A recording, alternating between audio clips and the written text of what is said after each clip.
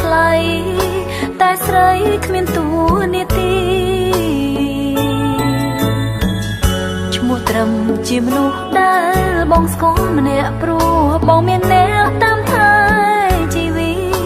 រវាងពួកយើងទាំងពីរប្រឹងពីបងវៀងផ្លូវគ្នា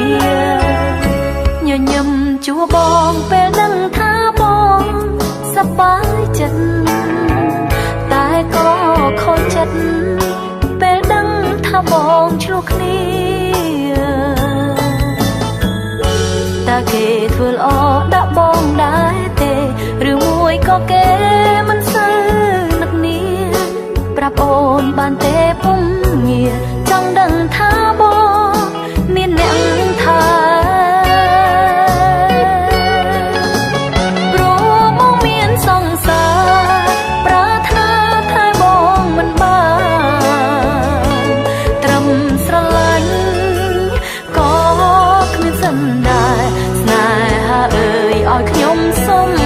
ទោសព្រោះបងមានសង្សារប្រាថ្នាជួបពេកមិនបានអូនត្រឹមតែជាអ្នកក្រៅអ្នកណាឲ្យខំស្ម័គ្រស្មងធ្វើមនុស្សគួរស្គាល់ត្រូវខំគួរបន្ទោសខ្លួនគ្មានសំណាង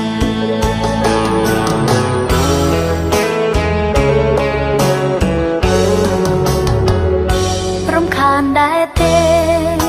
ពេលខ្លាំងដែលអូនឈឺឆ្អាលប្រាប់អូនផងណា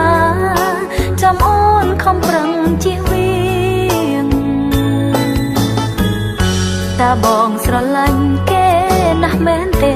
អូនសរសើរគេដែលមានសំណាងមិនដូចអូនលងស្នេហ៍តែម្ខាងស្នេហានឹងពិបាកម្ល៉េះ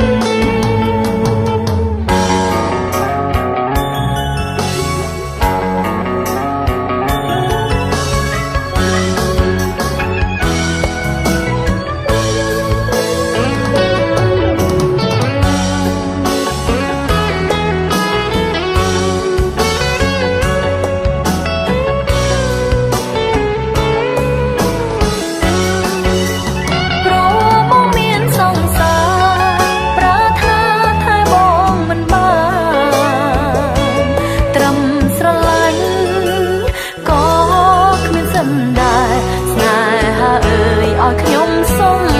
ទោសព្រោះបងមានសង្សារប្រាថ្នាជួបពេកមិនបានអូនត្រឹមតែជាអ្នកក្រៅអ្នកណាឲ្យខំស្ម័គ្រស្មងធ្វើមនុស្សគួរស្គាល់ត្រូវខំ